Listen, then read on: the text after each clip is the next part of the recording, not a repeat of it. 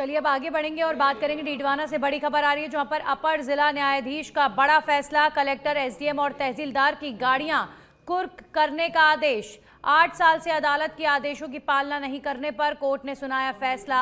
वक्फ tribunal के फैसले की 8 साल से नहीं की जा रही थी पालना, कोर्ट ने इसे माना न्यायालय की अवमानना। कोर्ट ने फैसले में तीनों अधिकारियों की गाड़ियों की कुर्की के आदेश जारी किए हैं।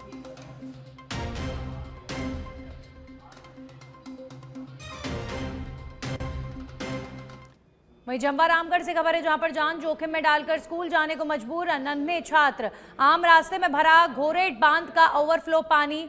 जोगियों की ढाणी घोरेट के आम रास्ते में 3 से 4 फीट भरा पानी। आम रास्ते के किनारे पहाड़ पर चढ़कर स्कूल जा रहे हैं बच्चे, कभी भी हो सकता है बड़ा हादसा। वहीं ग्रामीणों को भी रोजमर्रा के कार्यों में परेशानी आ रही है। पानी भरने से मुख्यालय और अन्य गांवों से अब जोगियों की ढाणी का संपर्क टूट चुका है। ढाणी में अघोषित कर्फ्यू जैसा माहौल नजर आ रहा है।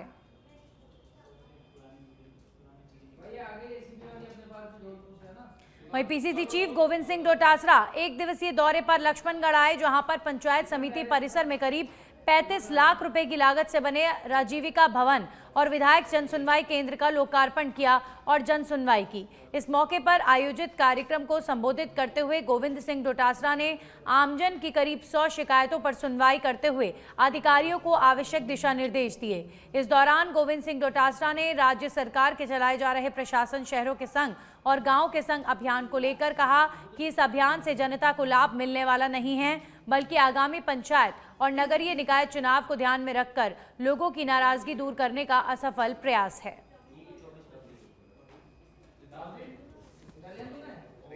जो सरकार ने शहरों के संग प्रशासन और गांवों के संग जो अभियान चलाया है वो खाना पूर्ति का अभियान है। केवल इन पंचायत राज और नगर निकाय के चुनावों को ध्यान में रख करके लोगों की नाराजगी को दूर करने का एक असफल प्रयास है। उसमें जो छूटें हमारी सरकार के समय दी गई थी, पट्टों में छूटें दी गई थी, दूसरा आवंटन में छूटें दी गई थी, वो सारी की सारी कोई छूटें अभी नहीं दी गई हैं। इसलिए ये जो प्रशासन गाँव के संग या प्रशासन शहरों के संग जो अभियान है वो केवल खाना पूर्ति है, उससे किसी जनता का कोई लाभ नहीं होने वाला। सर ये जिला अस्पताल का निर्माण कब तक हो जाएगा?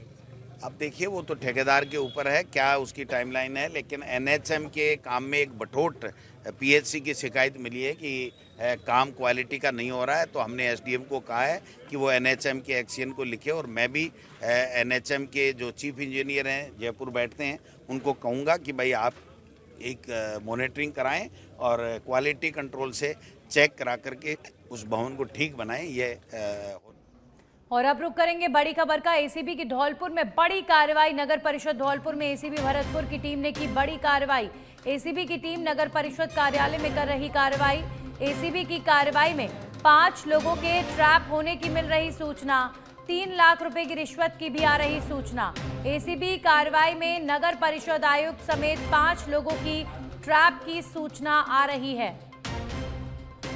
तो एसीबी की कार्रवाई में 5 लोगों के ट्रैप होने की सूचना मिल रही है। इस वक्त की बड़ी खबर, 3 लाख रुपए की रिश्वत की भी सूचना आ रही है। एंटी करप्शन ब्यूरो ने कार्रवाई में नगर परिषद आयुक्त समेत 5 लोगों को ट्रैप किया है। तो धौलपुर में नगर परिषद के आयुक्त के खिलाफ एंटी करप्शन ब्यूरो की बड़ी कार्रवाई। नगर परिषद धौलपुर में एसीबी भरतपुर की टीम ने कार्रवाई को अंजाम देते हुए 5 लोगों को रिश्वतखोरी के प्रकरण में ट्रैप किया है। एसीबी की टीम नगर परिषद कार्यालय में कार्रवाई को अंजाम दे रही है।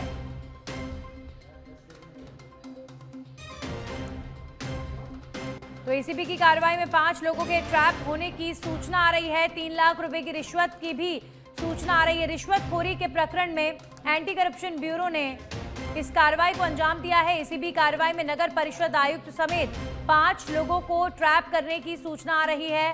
धौलपुर नगर परिषद में रिश्वतखोरी का गोरख खेल चल रहा था, जिसे एंटी करप्शन ब्यूरो ने पकड़ा है और एसीबी की तरफ से नगर परिषद के आयुक्त के खिलाफ कार्रवाई की जा रही है। नगर परिषद धौलपुर में एसीबी भरतपुर की टीम ने बड़ी कार्रवाई की है और नगर परिषद कार्यालय में ये कार्रवाई अभी भी जारी है। रिश्वतखोरी के प्रकरण में और भी कई लोग शामिल हो सकते हैं।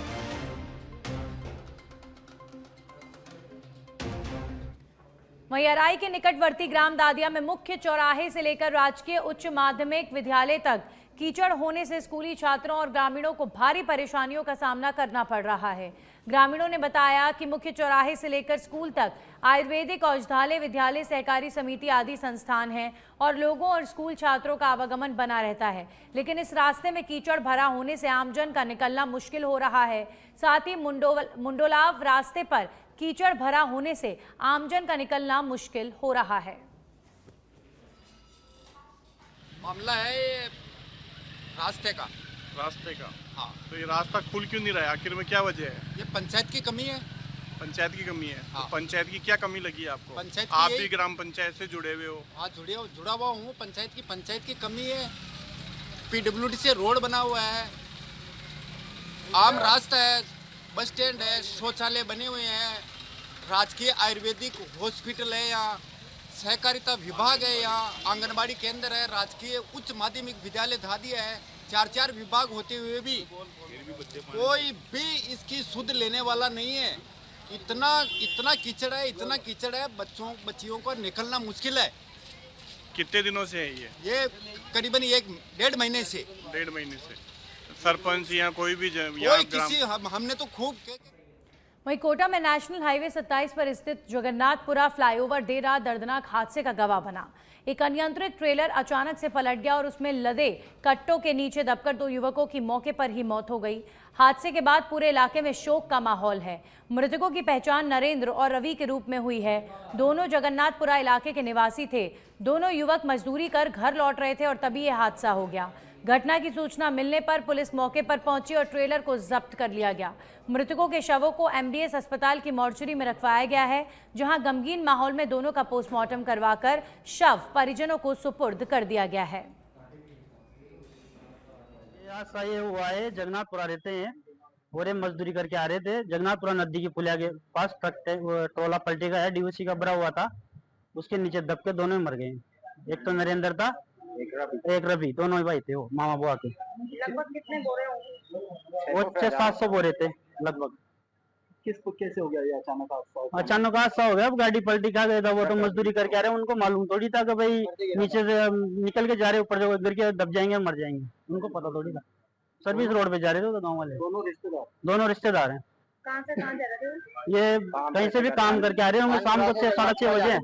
कल दिनांक 9 तारीख की बात है, शाम को करीब 7:30 बजे ये ट्रेलर कोटा से जो है एमपी के लिए जा रहा था, 12 की तरफ होते हुए अचानक अनबैलेंस होकर के जगन्नाथ पुलिया पर अनबैलेंस होकर के गिर गया। उसमें जो कट्टे थे, उन कट्टों से नीचे जो पैदल चल रहे थे 2 व्यक्ति, वो नीचे दबने से उनकी मृत्यु हो गई, जिनके पोस्टमार्टम कार्रवाई जारी है। मुकदमा दर्ज कर लिया है और ट्रेलर को डिटेन किया जा चुका है। इसमें सर एक नरेंद्र बैरवा, एक रवि। क्या उम्र थी? उम्र एक की 26 एक की 22 है। नरेंद्र की 26 है और रवि की उम्र 22 है। रहे थे पैदल, जो लिंक होता है लिंक रोड, ये नीचे होकर चल रहे थे और जो ट्रेलर है वो मेन हाईवे पर था, तो अनबैलेंस होकर के उसमें। चित्तौड़गढ़ में केंद्रीय नारकोटिक्स ब्यूरो की ओर से क्षेत्र में लगातार मादक पदार्थ तस्करों के खिलाफ कार्रवाई जारी है। नारकोटिक्स चित्तौड़गढ़ की टीम ने बीती रात को विशिष्ट जानकारी के आधार पर विद्युत सब स्टेशन चंदेरिया रोड पर एक ट्रैक्टर ट्रॉली को रोका। तलाशी के दौरान 88.780 किलो अवैध डोडा चूरा बरामद किया गया है। तस्करों ने ट्रैक्टर की ट्रॉली के नीचे गुप्त चैम्बर बना दिया था, जिसमें डोडा चूरा भरकर ले जाया जा रहा था।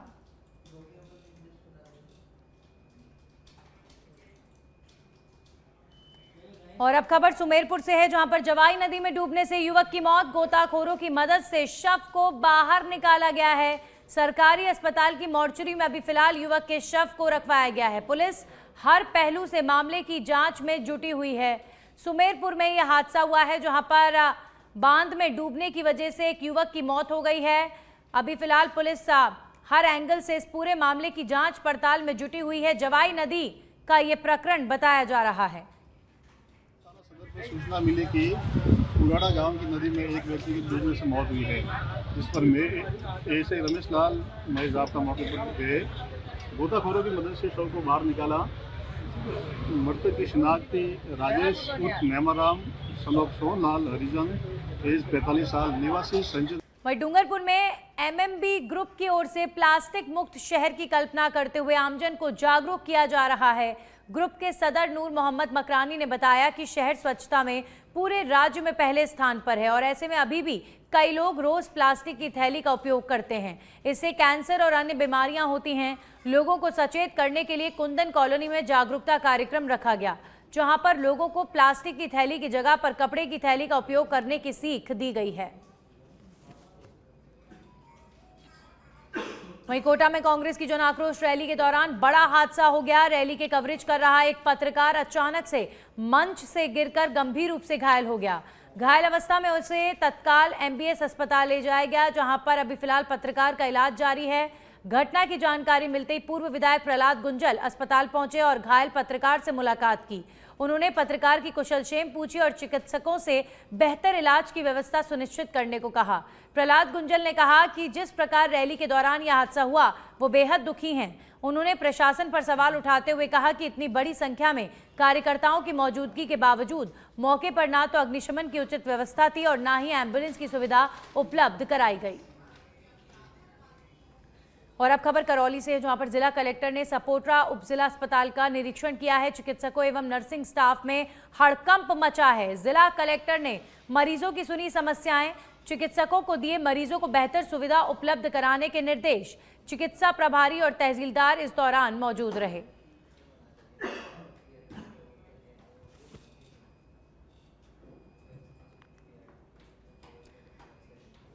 तो करौली में कलेक्टर ने सपोट्रा उपजिला अस्पताल का इस दौरान निरीक्षण किया है और चिकित्सकों एवं नर्सिंग स्टाफ में इस बीच अपने बीच अधिकारी को पाकर हड़कंप मच गया।